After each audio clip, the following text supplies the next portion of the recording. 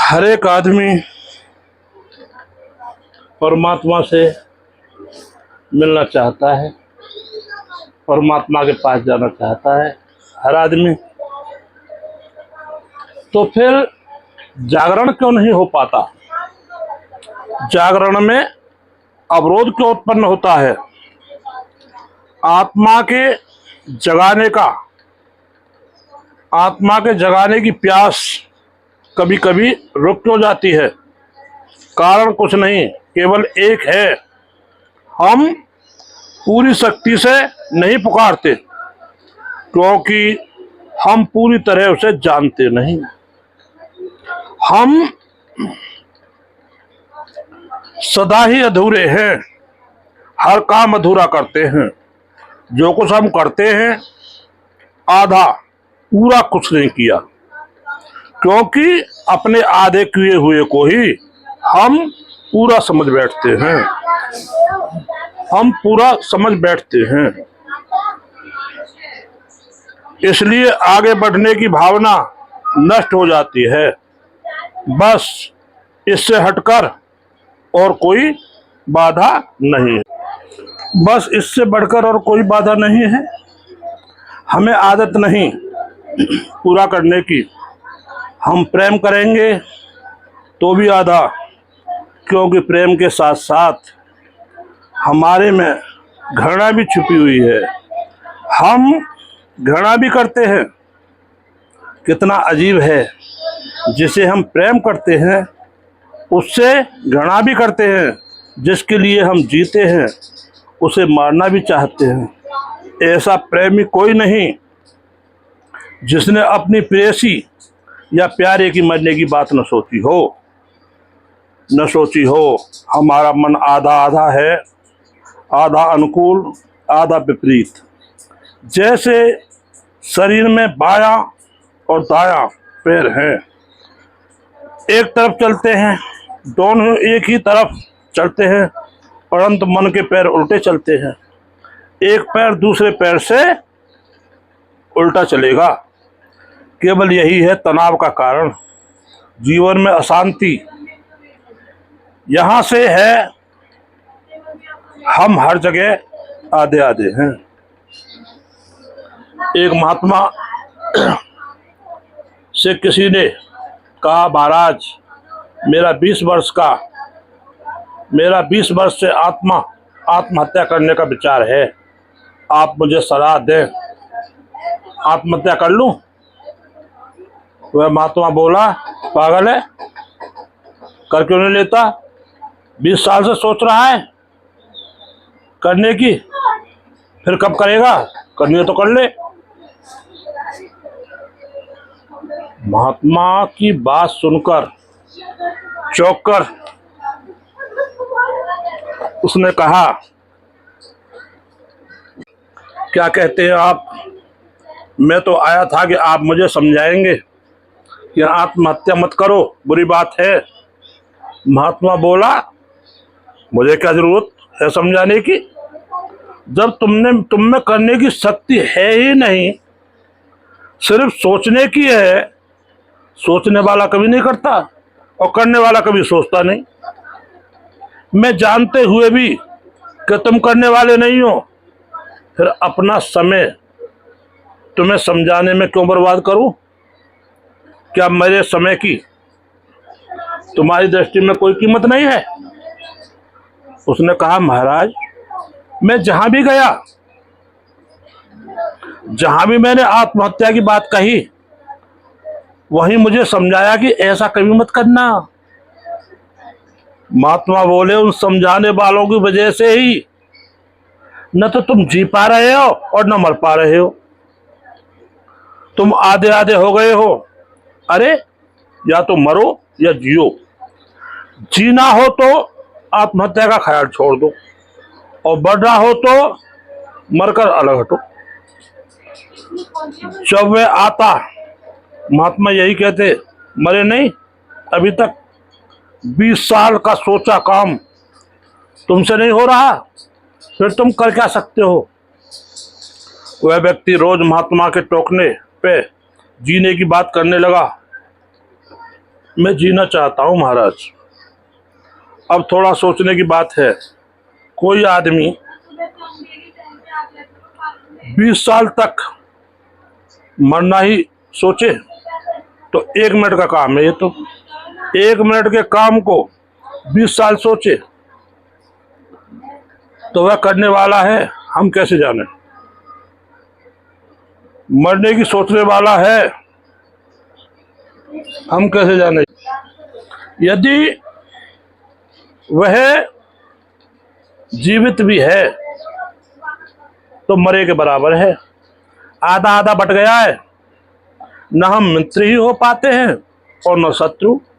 हम पूरे कहीं पर भी नहीं हैं। असल में कुछ भी पूरा होना आनंददायी है। पूरा संसारी बनकर जीवें तो संसार का पूरा भोग भोग सकता है।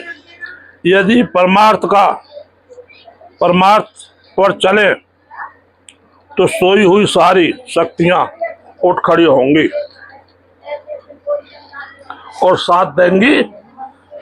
परमार्थ मार्ग पर आधे आधे बढ़ते ही हम अपने भीतर लड़ते रहते हैं, झगड़ते रहते हैं अपने से ही। इसका मतलब साफ है, आप जागने के इच्छुक भी हैं और डरते भी हैं कहीं जग न जाए। यह दुनिया, संबंधी, घर बार, बाल बच्चे छूट न जाएं। दोनों कामों में लगे हैं हम। मंदिर में जाना भी चाहते हैं, प्रवेश की हिम्मत नहीं। आप भजन ध्यान भी करते हैं और डरते भी हैं। डरते भी हैं कि कहीं तन्मय न हो जाए। तन्मय होना का मतलब है उससे मिल जाना, और मिलने वाला आगे को जाता है, वो लौटता नहीं। तैरने को मन तो करता है, पर नदी पे जाते ही सोचने लगते हैं डूब गए तो। इरादा तैरने का है, पर खाट पे पड़कर हाथ पैर चलाकर तैरने का मजा ले लेंगे, यह भाव भी है। यदि बगैर पानी में घुसे और डूबने का खतरा मोल लिए तैरना आ सके तो देख लो सीख के। खाट का तैराक यदि पानी पर या बाढ़ आने पर अपने प्रयोग को कर बैठा तो डूबे बगैर नहीं बचेगा। असल में यहाँ पर खतरे ही खतरे हैं। यहाँ पर खतरे ही खतरे हैं। हर ओर खतरा, जीने में भी खतरा, मरने में भी खतरा, सोने में भी खतरा और जागने में भी खतरा। जिसे हमने जीवन समझा है, एक दिन उसके खोने का खतरा। बदलाव हर वस्तु में है, यह बदलाव ही खतरा है। कोयला बदलाव में आता है तो हीरा बनता है। कोयला और हीरा एक जाति के हैं, और जौहरी कोयले को कभी संगवाकर अपनी तिजोरी में नहीं रखता। जब कोयला अपने को बदलेगा तो तिजोरी में जाने का पात्र बन जाएगा। नदी सागर की ओर दौड़ती है, सागर से मिलने में उसे खतरा है। मिलते ही नदी सागर से फिर नदी नहीं रहती। मिलने का मतलब है मिटना। सुनते हैं मौत मिटाती है, लेकिन नहीं, वह फिर कहीं जन्मता है, फिर नया बन के आ जाता है। मौत ने मारा किसे? केवल शरीर में बदलाव आया, आप नहीं बदले, इसलिए मौत कोई बड़ा बदलाव नहीं। यहाँ कारण है कोई मरने से नहीं डरता, सभी डरते हैं। यह तो एक परंपरा है, परंपरा समझी जाती है मरना। दोस्तों, महामृत्यु भजन ध्यान है। मौत से मरने वाला वापस आ गया। जो मौत से मरता है वह वापस आ जाता है, परंतु ध्यान का बदला हुआ वापस नहीं आता। इसीलिए लोग ज्यादा घबराते हैं इस ओर जाते हुए, क्योंकि इसका मारा हुआ वापस नहीं आता। ये टोटल डेथ है। यहाँ कुछ मिला वहां कुछ खोया। जिसे मिलने में खोना नहीं है, उधर मरे भी नहीं और मिला भी कुछ नहीं। लोगों की कुछ विचारधाराएं उल्टी है। मरा हुआ मर नहीं सकता, उसका क्या मरेगा? क्या वह मृत है? वो तो मृत है ही नहीं। मरना तो जीवित का है। जो जितना ज्यादा जीवित उतना ही जल्दी मरेगा। एक पत्थर के पास फूल खिला है। वह पत्थर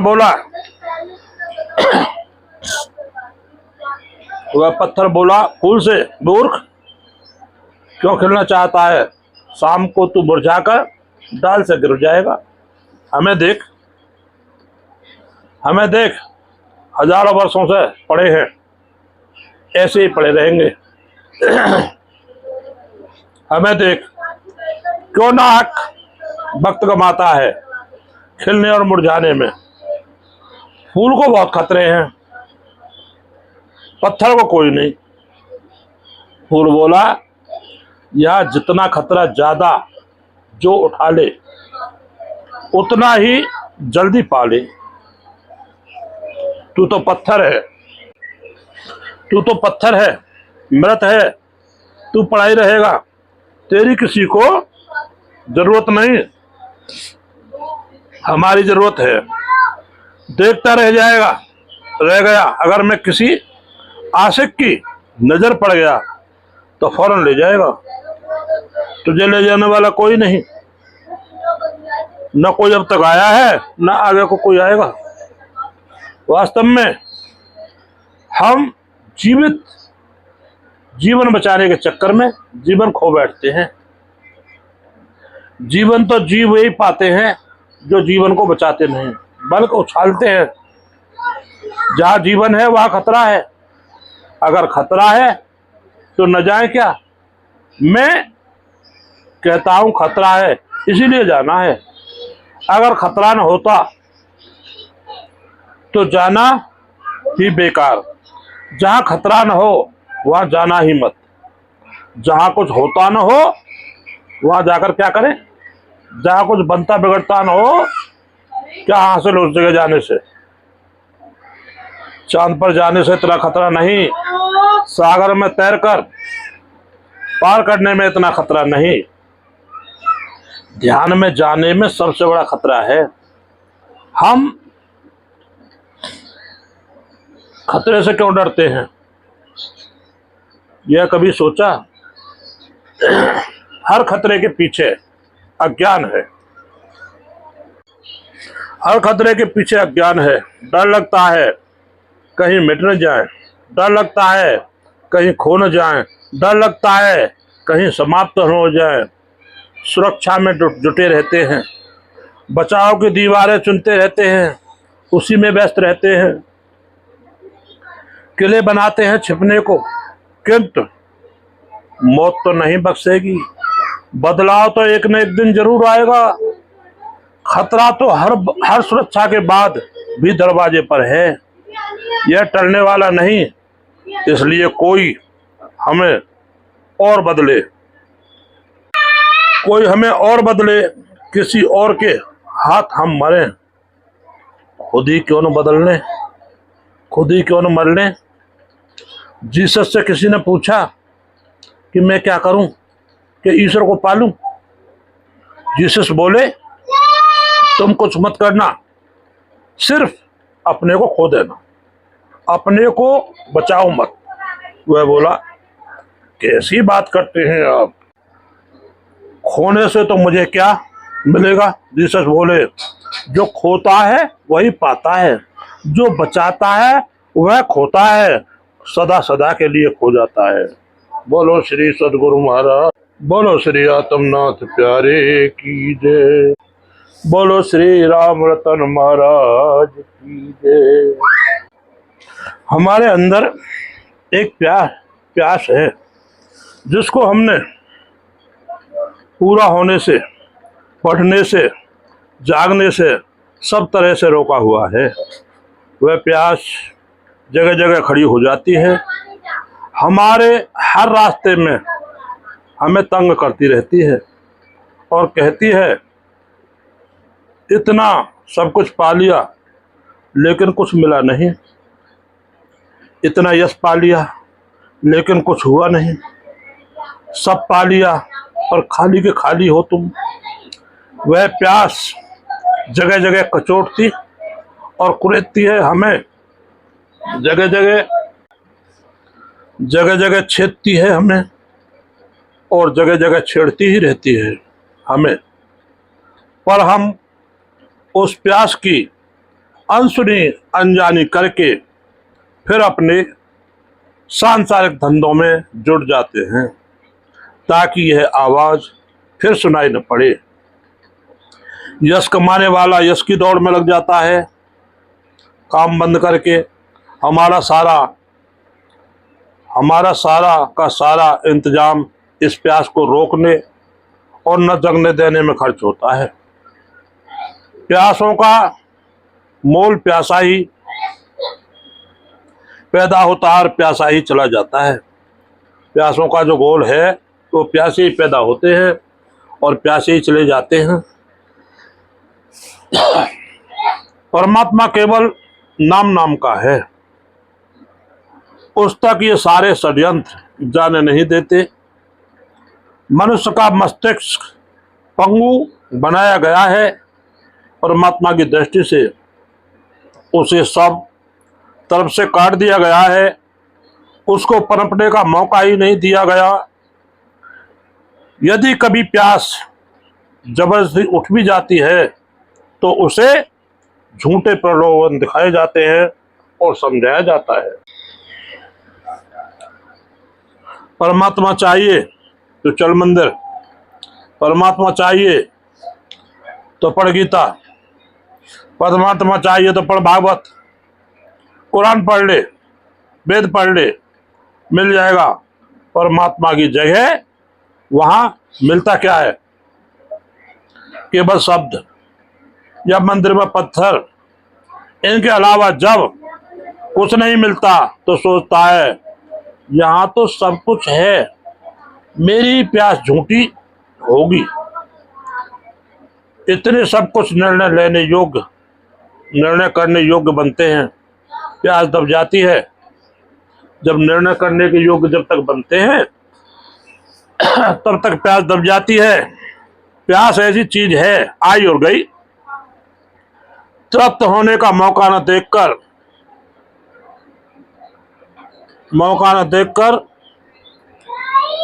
मर जाती है।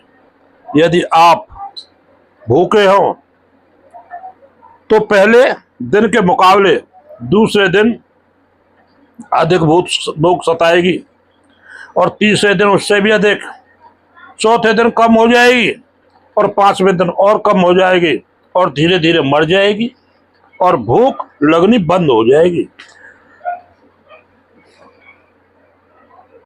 धीरे धीरे लगनी बंद हो जाएगी। महीने भर भूखे रहने पर पता ही नहीं रहेगा शरीर को कि भूख भी कोई चीज है। कमजोर और क्षीण होते चले जाएंगे, अपना मांस आप पचा लेंगे, भूख मर के खत्म हो जाएगी, खाना लेने की आदत भी छूट जाएगी। हम लोगों ने बड़ी चतुराई से परमात्मा की जगह तलाश ली है, उन्हीं से मन को धीरे दे लेते हैं। हर व्यक्ति इस प्यास को साथ लेकर पैदा होता है। अगर उसे जागने की सुविधा दी जाए तो धन की प्यास, यश की प्यास त्रोहित हो जाए, परमात्मा की प्यास ही प्यास रह जाए। दो प्यासे कभी एक जगह नहीं रह सकते, या तो वासनाओं की या परमात्मा की, क्योंकि शरीर को वासनाओं की प्यास का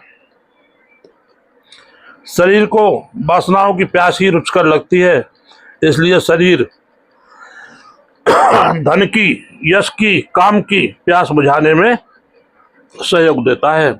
परमात्मा की प्यास में शरीर को कुछ मिल नहीं पाता, अतः उधर से बचा बचा फिरता रहता है। शरीर ने अपनी प्यास को शांत करने के लिए परमात्मा की प्यास को रोक रखा है। बुझने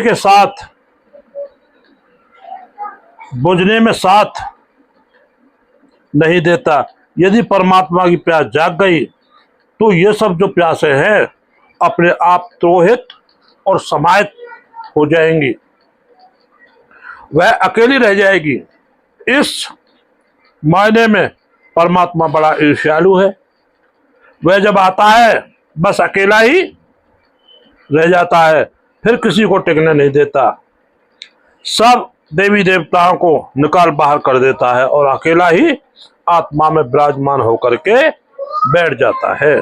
बोलो श्री सतगुरु महाराज की जय। जब तक मनुष्य में कर्ता भाव है कि मैं करता हूं, तब तक नहीं होता। जिस दिन व्यक्ति को लगता है कि मैं हूं ही नहीं,